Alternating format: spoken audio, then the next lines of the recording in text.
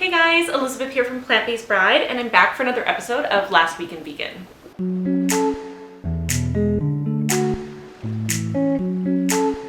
The first story of the day is that the dairy industry is getting really scared. The dairy industry is scared. Really scared. We saw it clear as day with the proposal of the Dairy Pride Act in the United States, and they should be. The dairy-free industry is predicted to reach $35 million by 2024. A study by the food industry research firm Packaged Foods found that, due in large part to undercover investigations of factory farms, consumer concerns over animal welfare issues has reached critical mass. A new desperate ploy for consumer trust is here, with a study conducted by researchers at the University of Illinois, funded by the National Dairy Council. Using a new self-made methodology, they studied 8 different types of proteins in an attempt to find which would be digested best by a pig, as in, not a human child, to whom they then extrapolated the results. The study's lead researcher, Hans H. Stein, said, "The results of this pilot study indicate that dairy proteins may be an even higher quality source of protein compared to vegetable-based protein sources than previously thought. While using DIAAS is a newer concept and more research will be needed, one thing rings true. Milk proteins are high quality, and milk as a beverage has protein plus 8 other essential nutrients, which is especially important when it comes to kids, because they need quality nutrition to help support their growth and development." Right.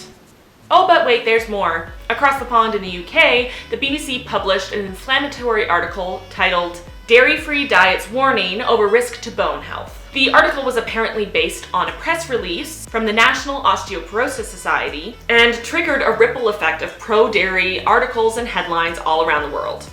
The BBC article made tons of unsubstantiated claims, such as dairy products are the main source of calcium. What does that even mean, the main source? We all know that it's been scientifically proven that dairy actually isn't the best source of calcium, so where does this main source come from? What does that mean? And cow's milk is the best source of calcium. Again, this is proven to not be true. They made all of these claims without any backing of scientific data. This is scary because the BBC is such a trusted source of news and information, and an article sharing misinformation like this one can do real lasting damage. The source of this article, the press release from the National Osteoporosis Society, is questionable at best, especially considering the fact that the National Osteoporosis Society has a long list of donors, many of which include companies that are involved in the dairy industry, like Yoplait, one of the biggest yogurt companies in the world. Definitely no conflict of interest there. No, none at all. It's been established for years that dairy is not a necessary part of a healthy life for someone in any stage of their life. Dr. Walter Willett, the Harvard University expert on nutrition, said, "There has been this general belief that we need to consume a lot of milk because that will prevent osteoporosis and fractures. Yet studies that have looked at milk and dairy consumption do not show that people who drink more cow's milk have lower fracture risk." Information like this from experts in the field continues to be swept under the rug by dairy industries and other industries and organizations supported by the dairy industry. The dairy industry is grasping at straws, and it's up to us to continue to poke holes in their ridiculous and flawed claims. The next story of the day is an update on a story I had previously reported on Last Week in Vegan, and that is that the US Coast Guard suspends live animal military training.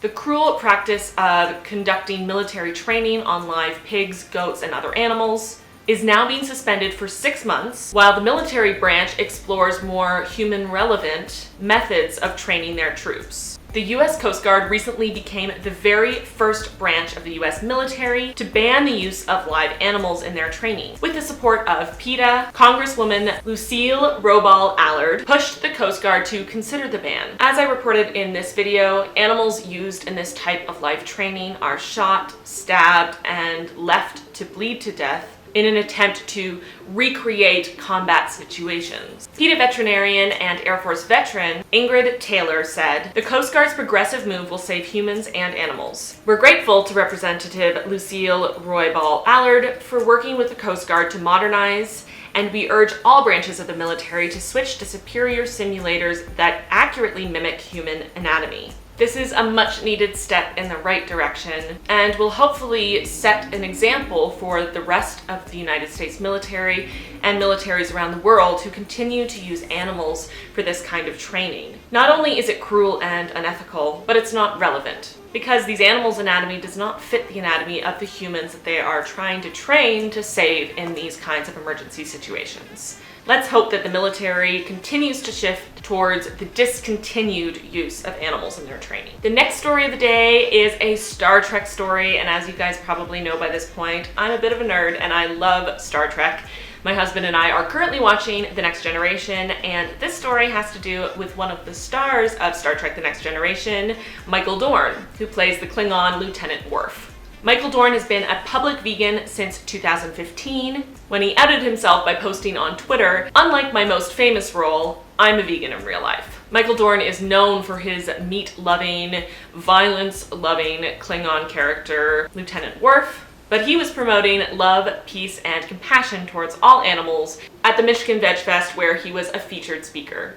I always love to hear that celebrities with big followings are choosing the vegan lifestyle and spreading that information to all of their followers and fans. The next story of the day is that today, May 1st, 2017, the Musical Meatless Monday event is premiering. Musical Meatless Monday, an event featuring musicians and vegan speakers, will be co-hosted by the Black Vegetarian Society of Maryland and World Hunger Relief Organization, A Well-Fed World, in Baltimore. Guests of the event will be treated to a locally sourced plant-based meal while they enjoy musical performances and speeches by vegan speakers. This event is intended to inspire attendees to remove meat from their plates at least one day a week. Naja Wright Brown, host and executive director of the Black Vegetarian Society of Maryland, said, "Our goal is for people to connect with their inner compassion, their soul, when eating, and to understand the important decisions they are making when choosing the foods they eat." I love the idea behind this event. I love spreading the vegan message in a compassionate, entertaining,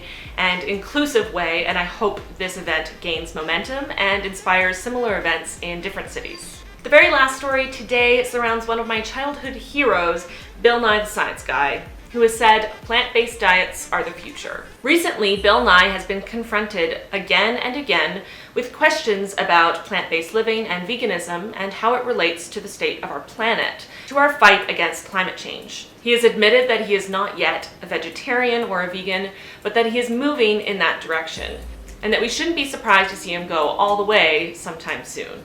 In response to this question on Reddit during an Ask Me Anything, Bill Nye said, "Plant-based diets are the future." He went on to talk about how excited he was to see the emergence of plant-based and vegan meals. Bill Nye is a well-known figure and respected for his opinions on science and the environment. So the fact that he continues to reiterate that a plant-based diet is the future, that a vegan diet is better for our environment, and that he himself is moving in that direction can only be a positive influence on his followers. Of course, I wish Bill Nye had already gone vegan and plant-based, since he definitely has the resources and knowledge to do so, but everyone has to start somewhere, and at least he's promoting a vegan and plant-based positive message. I hope you guys enjoyed today's stories. Please leave all of your comments, observations, and questions in the comments below. Don't forget to like this video if you enjoyed it, and subscribe for new videos every single Monday and Saturday. Until next time,